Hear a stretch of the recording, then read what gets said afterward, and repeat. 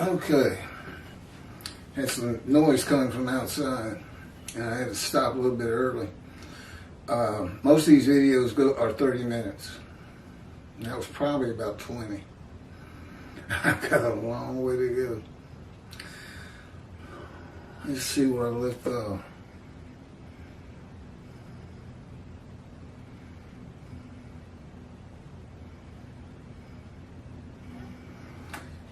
The witnesses report that they had never heard. Again, they had to watch these videos or read the book for them to fulfill verse 1. Who can believe what we have heard? They have to hear it first. And in 52 verses 13 through 15, it is said by the nations, by the Gentiles, we see what we never have heard. In words to that effect. That would be seeing me. The real Moshiach, the real man of Isaiah 53, and not Jesus. And certainly not Israel. All the people gathered as one man, Israel. That the captain of the Lord's host is a Gentile and a harbinger of God's righteous servant, who is also a Gentile, myself. So is Elijah, by the way. And who becomes a host of the Lord's host, a man in divine beings. That's what a man in divine beings is, a host of God, of the Lord's host.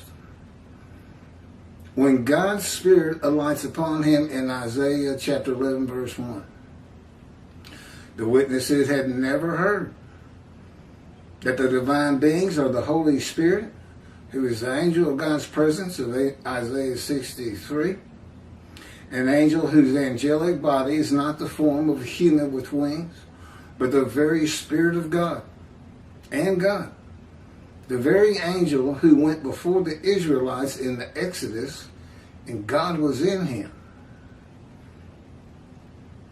Judaism does not believe the Holy Spirit is a person. The Holy Spirit is an angel. And he's most definitely a person. I talk to him every day for 16 years now, all day long and through the night. God doesn't talk that much, really. I am sending an angel before. This is Exodus chapter 23, verses 20 to 22. I am sending an angel before you to guard you on the way and to bring you to the place that I have made ready. Promised land. Pay heed to him and obey him.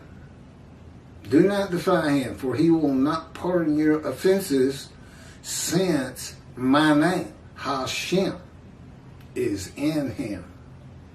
But if you obey him and do all that I say, they're like this. They're intertwined. God is still one. He created this angel. But they're always together. And God told Moses, I'm going to take you to Egypt and I'm going to bring you back from Egypt. And, of course, Moses can hear God speak. And that can only happen if the Spirit alights upon you and God is in the Spirit. He manipulates your mind. It's almost like a conversation that's a vision in a sense, except you're wide awake. It's as though you're having a conversation with him. It's not to your ear. It's not from without. It's from within. And the sages didn't know that. They asked, did Moses hear God with his ears? Answer is no. God can make it seem like that, but of course he can do anything.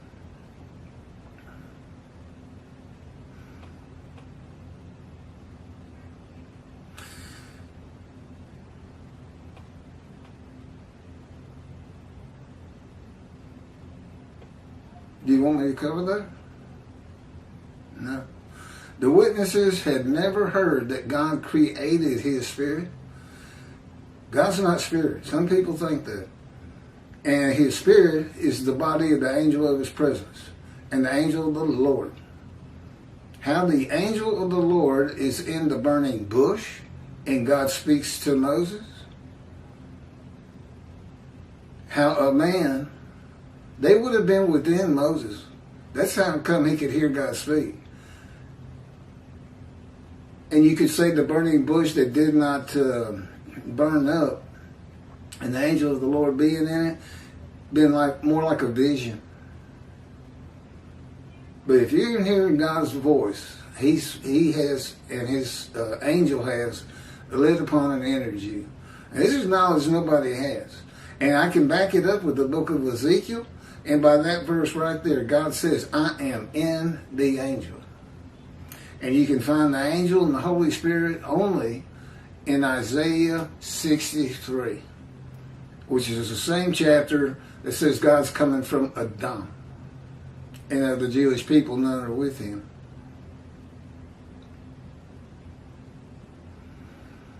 How it was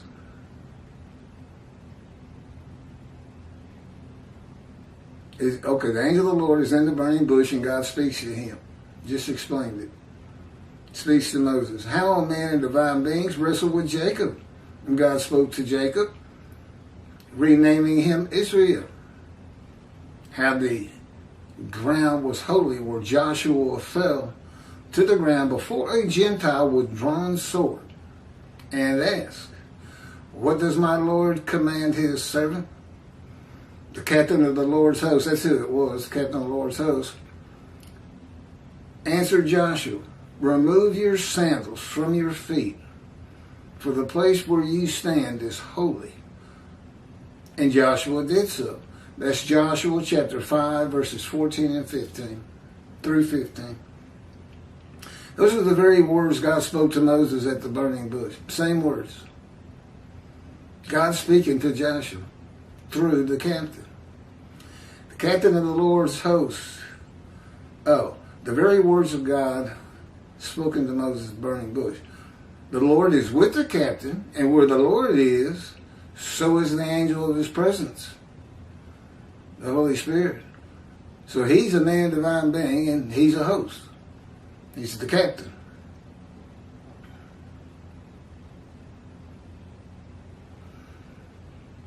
The very words God spoke to how Elijah the Tishbite, again, who can believe what we have heard? The Tishbite, an inhabitant of Ramoth Gilead, an Arab Assyrian town east of the river Jordan, is also a Gentile host of the Lord's host. He's a Tishbite from Arab lands. Israelites did not live in Arab land. An inhabitant. We've been skipping this. Yay.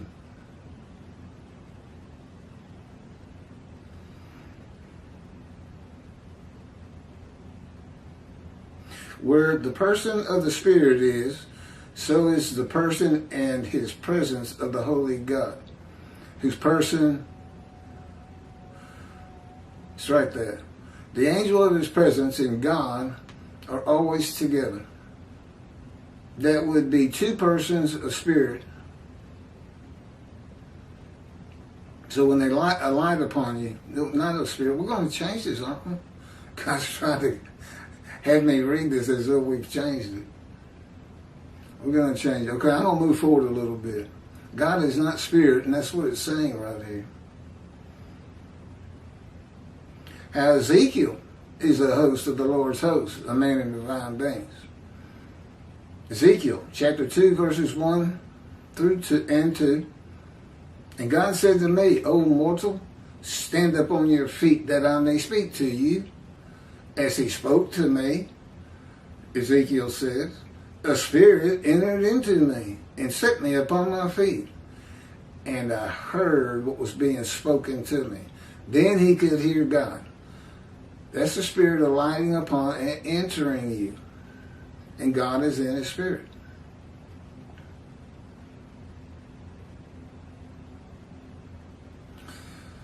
This is God speaking to Ezekiel. But he does not hear God speaking until at the same moment the Spirit enters him and sets him upon his feet.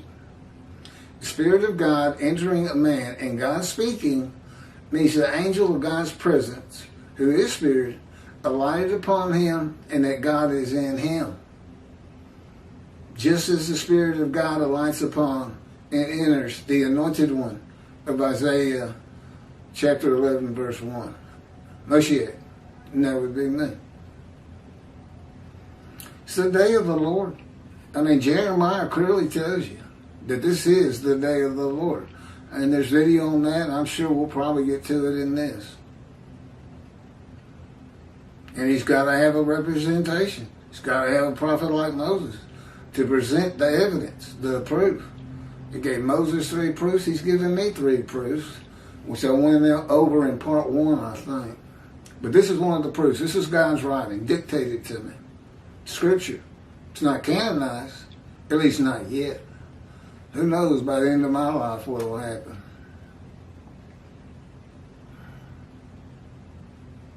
How the Lord, who can believe? Well, we're here. How the Lord is symbolized. This is all new. You can't find a rabbi who knows these things. You can't find one today. Or from the past. How the Lord is symbolized in the story where God appeared and spoke to Abraham by the terebinths of Mamre as 3 men standing near him. 3 men standing near Abram, sitting at his tent, and God speaks. 3 men, the 3 men represent a host of the Lord's host, a man of divine beings. It is 3 persons. There's 3 persons right here. Myself, Keith, the person of God, and the person of his angel. They're all right here. And I'm low man on the totem pole. He controls everything about me. Total control. 100%. Physically, emotionally, my mind, what I think, what I say, what I write. This is all coming from the God of Israel. It's not coming from Jesus or Allah. I can promise you that. They don't exist. God's got a great argument about Jesus, and he had me right. He's just a myth. You can find that in the, I don't remember what chapter it is, it might be 19, but the Essenes of the Dead Sea Scrolls personified Jesus, but never wrote one word of him. And they were prolific writers and copyists. They had their own gate, the Essenes gate. Pharisees, Sadducees, Essenes. Essenes got left out of the New Testament. That's because they were known for writing. You know, why would you don't want to reveal the truth. The truth is, he never existed. His disciples did not write the Gospels, by the way. Nobody believes that. And the first one doesn't show up until 40 years after his death. And it's got all kinds of quotes and sermons and this and that from Jesus. They didn't have tape recorders back then. And 40 years later, that's 10 more years than he even lived. Anyway, they're just written by somebody.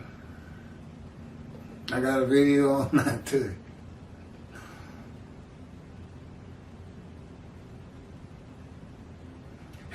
Who can believe?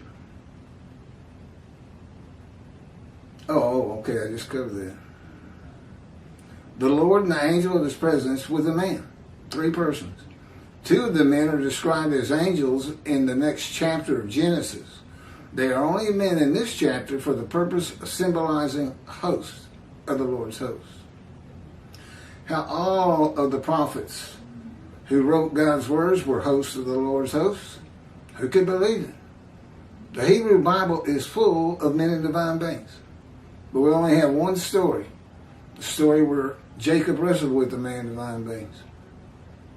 Nobody knows this. I wouldn't know this, of course. To boot, I was an atheist for 50 years. God came to me at birth, but it didn't speak to me until I was 50. Didn't reveal himself. And he orchestrated my life to make sure I fit these verses. A man of suffering, familiar with disease, with many grievous injuries to my body, scars everywhere, afflicted by God. At birth, born without my right breast and a withered right arm, and afflicted with cancer. For Isaiah 53:10, where God chose to crush him with the disease. And he takes full credit for that. Colon cancer and lung cancer. We'll get to it. Let me keep plowing on. Yeah, all their prophets were men and divine beings. Upon whom has the arm of the Lord been revealed? Commentary. His redemption, victory, and vindication. That's his definition of his arm. From a sinful man whose life has been lowly, I would fit in with the witnesses. Life had been lowly, full of grievous events and serious injuries. A man of pain and suffering, familiar with disease, that the Spirit of God alights upon, to the crown of God's righteous servant who rises to great heights. That's his arm being revealed on me.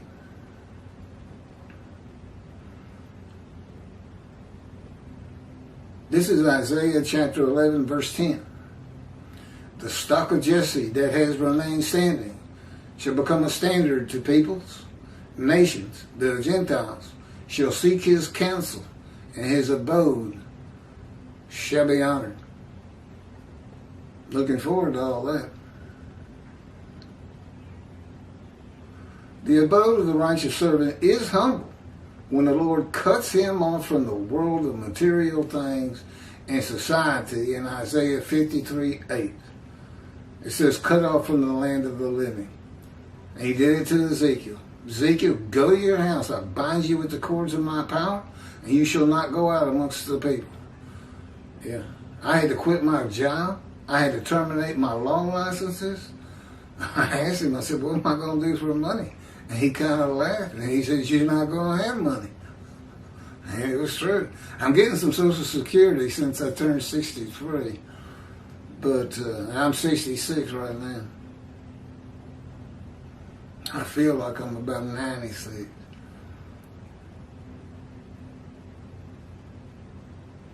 And in the end, the abode of the servant, righteous servant, is one to be honored. In Isaiah chapter 11, verse 10. From a poor man to a rich man, with the many as his portion and the multitude as his spoil, who I shall continue to teach, and I hope I can raise donations so I can keep teaching to everyone that wants to hear it in Israel. The time to come. In Jeremiah 31, this is so easy. You have to put together Isaiah, Jeremiah, Ezekiel, and Malachi 3 to get there. And a lot of rabbis have a hard time doing that. They can they can tell you every book in the Hebrew Bible, tell you what it's all about. But getting them to mesh together, they seem to have a real problem with that. Some of them, anyway. The time to come in Jeremiah 31. There's 3 verses with it that begin, see a time is coming, or something of that effect. Some Bibles are a little bit different. Is the day of the Lord. Is also the time to come of the man described in Isaiah 53. He will have been a sinful man whose life has been lowly, full of grievous events and serious injuries, a man of pain and suffering, familiar with disease, that the Spirit of God alights upon, to the crown of God's righteous servant who rises to great heights, and God brings the redemption of the Jewish people through him, through me. They are not heeding God's prophet right now. God says they never heed the prophet, the rabbi. With covenants in the third temple, 6 unfulfilled prophecies of God in the Hebrew Bible. 4 for 4 righteous men to return. Okay. And 2 covenants to be delivered. Both already delivered to me. I have them. As Moshiach, I have the covenant of friendship. As Elijah, I'm all 4. All 4 men to come, one description. implicitly and explicitly, the man described, the righteous servant, is also Moshiach, Elijah, and the prophet like Moses. And he dictated this book to me. Oh, I forgot about that. I gotta fix my TV.